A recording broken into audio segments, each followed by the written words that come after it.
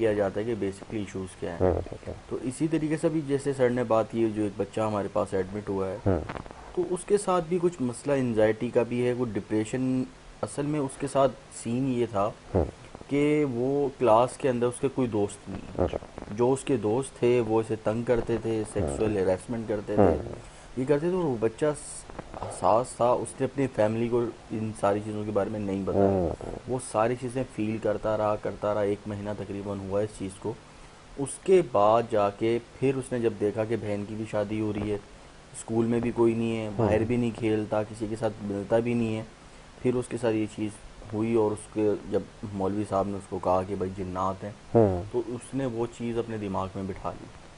अब सोचने की बात यह है कि जिन्नात का जो उसके दिमाग में बैठा, और बैठने के बाद वो जिन्न एकदम हाजिर होता है उसके ऊपर। और मेरे सामने वो 3 दफ़ा हाजिर हुआ। 3 दफ़ा हाजिर होने के बाद मैंने जब सर आए, मैंने सर को बताया, मैंने कहा भाई वो ये चीज़ें हैं, लेकिन ऐसा नहीं है, ये एक नफ्सियात की बीमारी है, इससे ज़्यादा और कुछ भी नहीं है।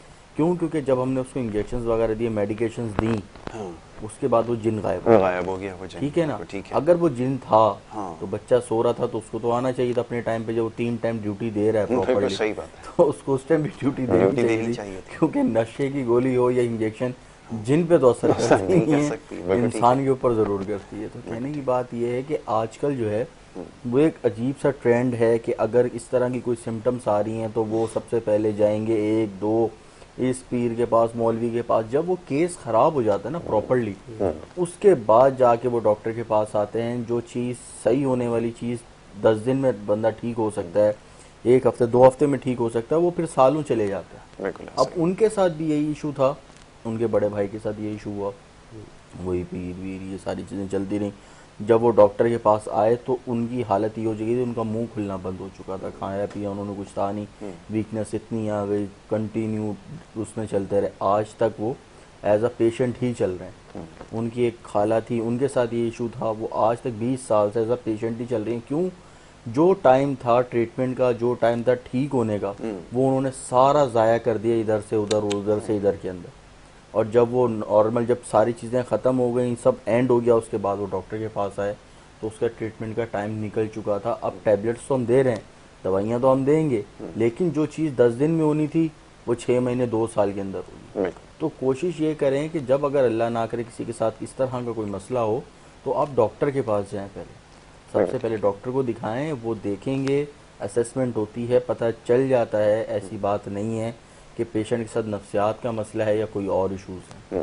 ठीक है, तो इन सारी चीज़ों से हम असेसमेंट कर सकते हैं। ऐसी बात नहीं है, लोग फील कर रहे होते हैं कि इनके साथ ये मसाइल हैं, वो मसाइल हैं, सारे मसाइल होते हैं, लेकिन डील करने वाला होना चाहिए ताकि उसको पता हो। एक डॉक्टर है, उसने इतना पढ़ा है, उसने अपनी ज़िंदगी के अंदर बहुत स्ट्रगल की होती। ऐसे जिन्नात वाले केसेस हमने बेइंतहाशा देखे हैं, ठीक है, और उनके साथ कोई जिन्नात का मामला नहीं होता, ये सिर्फ एक दिमाग की बीमारी होती है। एग्जैक्टली। जी डॉक्टर साहब, ऐड करना चाह रहा हूँ प्लीज प्लीज।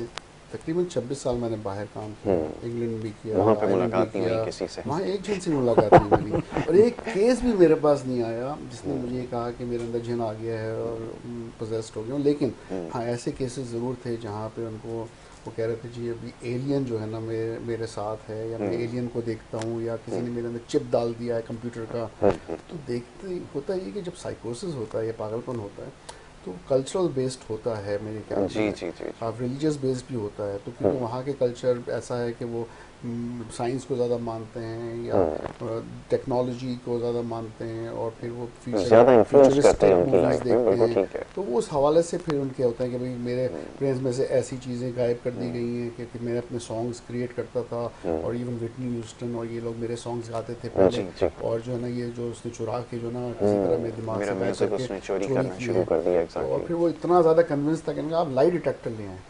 तो वो एक लाई डिटेक्टर होता है, कह रहा मुझे झूठ नहीं बोल रहा हूँ। मैंने कहा आप, मुझे पता है आप झूठ नहीं बोल रहे। वो इतने कन्विंस्ड होते हैं, वो डिल्यूजन्स इतनी रियल होती हैं उनके लिए कि डेफिनेटली अगर वो लाई डिटेक्टर से भी गुजरेंगे ना तो पास कर जाएंगे, क्योंकि वो झूठ नहीं बोल रहे होते हैं। बिल्कुल ठीक है, वो अपनी तरफ से बिल्कुल सही होते हैं, बिल्कुल एग्जैक्टली। तो आपने बिल्कुल ठीक कहा कि ये तो प्रॉब्लम है।